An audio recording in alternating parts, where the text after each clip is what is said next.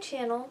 Today I am going to be talking about my second pregnancy a little bit and then mostly my birth story from my second pregnancy.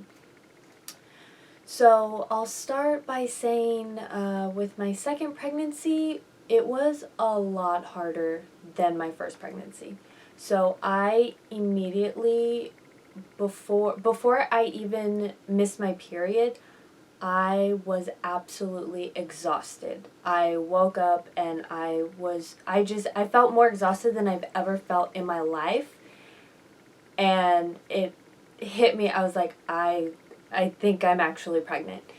So I took a test and it was positive, and so that was at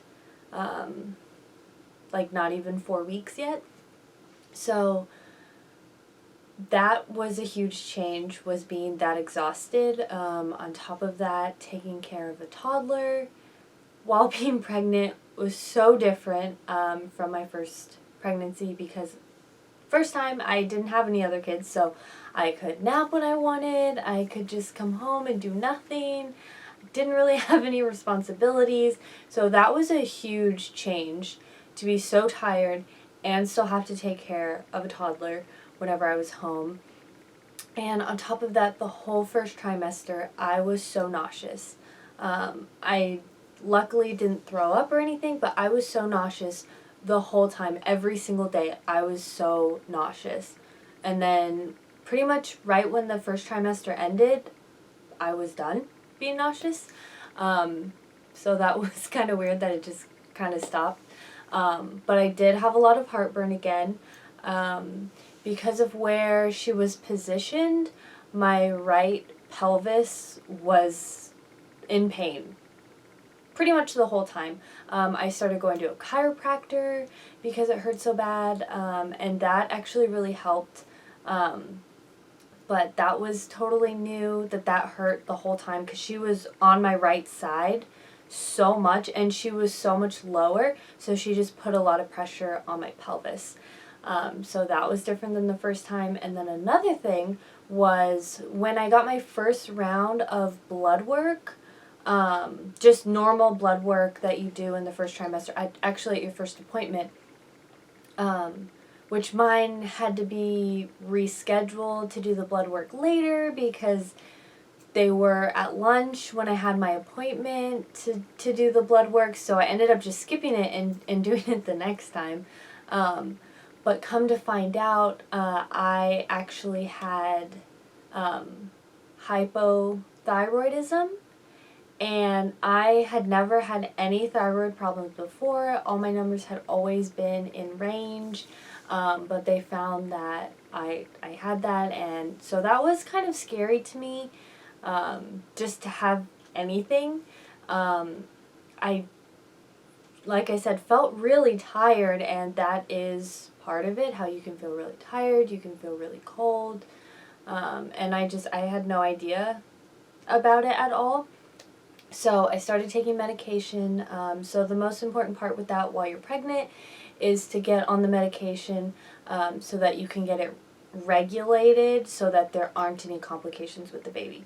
So I made sure to do that right away, and they said that it would need to be monitored for a whole year after I had the baby, because it can go out of whack up and down a lot, so to make sure to keep getting it monitored. So I actually have done that, and I have stayed in range with the dose that I'm on. So I'm still on that. It did not go away, so I don't know if it was caused by pregnancy, or I don't know if maybe I had it in between and I didn't know, and then that's just when they caught it. So I don't know if, I would have had it anyway, or if the pregnancy did cause it but it just didn't go away. But that is still something that I'm dealing with. I don't really experience any symptoms of it anymore, since it is regulated, so it's just kind of part of my daily routine now. But that was the only real, I would call, complication during the pregnancy, was finding out that I had hypothyroidism. So everything else was normal. She was head down. She was faced back as far as we could tell, because from my first birth, I was like, okay, is she face up? Is she face down? Like, what am I in for? So as far as we could tell, she was head down, facing back, and I was just getting so done with pregnancy. And towards the end, I was in a lot of pain. I was so uncomfortable, and I know that that's pretty normal. And I do think it's normal that you get so uncomfortable so that you will actually willingly push this baby out of you because it's so uncomfortable. So I wasn't dilated at all. My cervix was softening, but I wasn't dilating yet, and I was going for my weekly appointments, and they said everything looked fine, everything looked good. If I wanted to, I could get induced, and it was really nothing that I had ever thought of.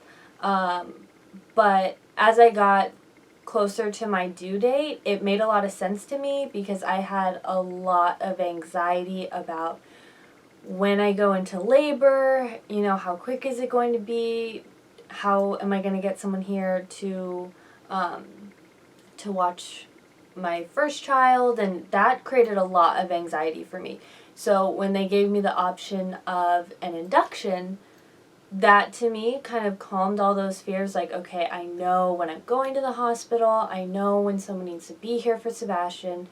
That's really important to me so that I don't have to worry about that. Otherwise, if it's the middle of the night or I don't know what, I didn't know how he would do with the transition. I didn't know how he would do with us, leaving him at home and going. He really didn't understand that there was a baby coming. We talked about it. We talked about him being a big brother, but he didn't really, he wasn't connected at all, to my bump or, talking to the baby or anything like that. He wasn't like that at all. So I didn't think he really knew what was going on and that there was a baby coming home. So we planned the induction. It actually ended up being the day before my due date. So I was trying to get it on the weekend, which would have been after my due date. But they apparently, with the scheduling and everything, they couldn't do it on a weekend. So we ended up doing it, like I said, the day before my due date. So I went in first thing in the morning. I think we had to be there at 6 a.m., so it was super early. I was nervous, but at the same time I was not nervous because I was like, okay, I've done this before. I'm going to have a baby today.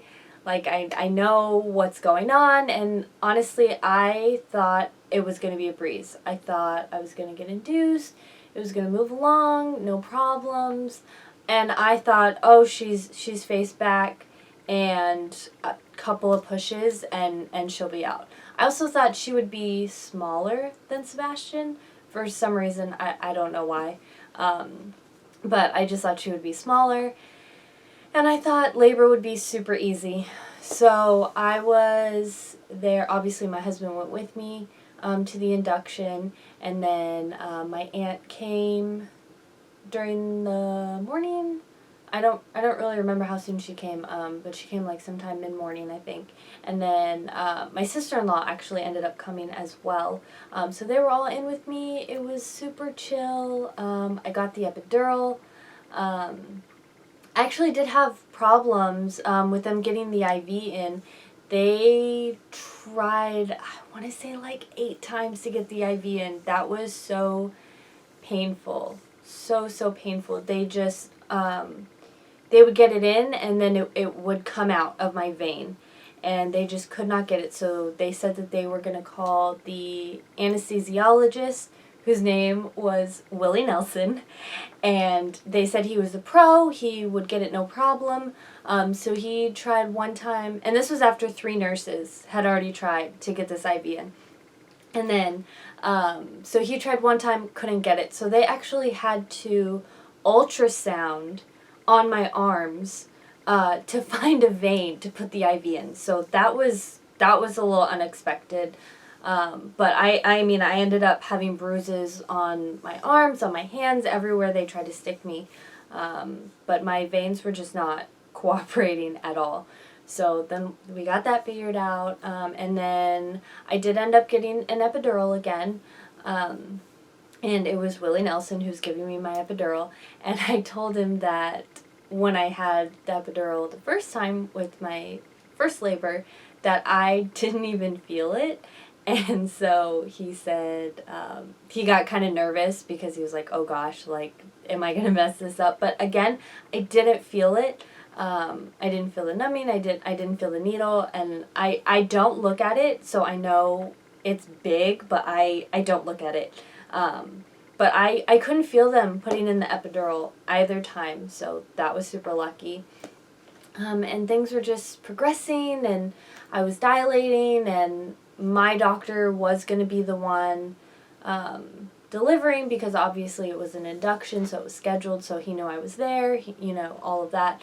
I did actually have a different doctor this time, the same practice, but all the doctors had changed out, but I stayed with that practice to be at the hospital that I wanted to be at, which was the same hospital as my first one, and coincidentally, it was actually, I got put in the same room.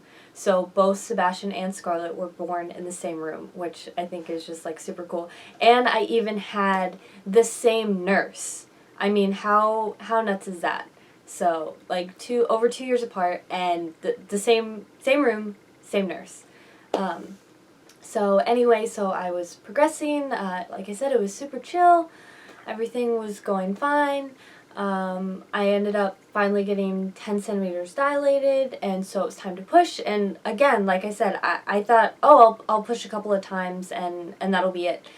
And so I pushed, I think literally twice, and the baby's heart rate went way, way down. Like immediately, as soon as I started pushing. And so the doctor, I mean, he was there while I was pushing, and he immediately said, oh, we need to go do a C-section right now. And to me, that moment was so terrifying. It was not in my plan. As much research as I had done, I had never really researched about a C-section. I mean, I knew that it was possible, but I never thought it was possible for me. It didn't even occur to me to look into it at all, which now seems really crazy, because obviously there is a chance that it could happen. So as soon as he said that, I immediately started sobbing, just because I didn't know what exactly that meant. I didn't know what was going to happen. It was really, really scary. My aunt looked at me and just told me that I was going to be fine, and that they were going to take me, and that I was okay. So they wheeled me out of the room. I mean, they just ripped the bed. All the wires came out. They wheeled me out of the room, down the hallway to the operating room, and based on what everyone else told me that was still in the room, my husband didn't know if he could be with me, so they were kind of waiting to be told what could happen. So I was in the OR, and I asked them if my husband was going to be able to be in with me, because I knew, I didn't know under what circumstances can they be with you, can they not be with you. I really didn't know. Like I said, I didn't know any of those options. So I asked if he could be with me, and they said they didn't know. So they hooked me back up to the monitors to monitor the baby's heart rate, and she had thankfully stabilized. So her heart rate was normal as long as I wasn't pushing. So they said that now that she was stabilized, it was no longer like quite the emergency, because she was stable and her heart rate was fine. So they said that they had time to do the spinal tap. So the spinal tap takes 7 minutes for your lower body to be fully numb. So because I had gotten the epidural, they didn't have to poke me again. They could just put in the spinal tap where my epidural was. So that helped it go a lot faster. So again, I'm really thankful that I did get one. Otherwise, they would have had to totally knock me out if they didn't have enough time to get that done. And if her heart rate hadn't stabilized, they were going to have to just knock me out. So they did the spinal tap, and So I was waiting for that to take effect. They, you know, get you all ready. They put the sheet up so I couldn't see anything. And then they asked me if I could feel them pinching me. And I said, like, I'm like, well, I can kind of feel something. And they were like, well, we're pinching you really, really hard. Is it painful? And it wasn't painful. I could just, like, feel pressure on my belly. And so I was like, no, it's not painful at all. Like, it's nothing like that. And so as soon as I said that, they started cutting me open, and my husband was able to come in the room. So he came in when I was already cut open. He said I was open like a parachute when he walked in. And I was pretty calm, I guess, at that point. My main focus was just focusing on what was happening and to make sure that everybody in the room knew how I was feeling, because I didn't want to start getting drowsy or sleepy, and I was scared I wouldn't wake up. I don't know if that was just my anxiety or what, but I was scared that maybe I would get drowsy, I would fall asleep, and I wouldn't wake up. So I had to keep talking, I had to keep telling them what I was feeling. Like, my shoulder started to hurt, so I told them my shoulder was hurting and asking them if that was normal. All the doctors and nurses, they were really cool, calm, collected. They knew exactly what they were doing. They weren't concerned at all. They were just getting everything done. They weren't being frantic. They weren't, letting me know to be concerned about anything. And one thing that actually calmed me was I looked over at my husband, and he had to put on scrubs and everything to go in there. And I noticed how the scrubs were barely on his body, and I started cracking up. And so that was a really nice distraction, because they, I guess, didn't have very big sizes. So that was a good distraction. And I mean, I was just like waiting. It felt like forever. I don't know how long it actually took. I think it really only took a few minutes for them to get her out. But that is the weirdest feeling I have ever felt in my life. When they pulled her out, it was such a relief of pressure when they pulled her out. It was crazy. And like, I don't know, it felt like my body was breaking, but not in a painful way, but just in like, I don't know. It's really hard to describe.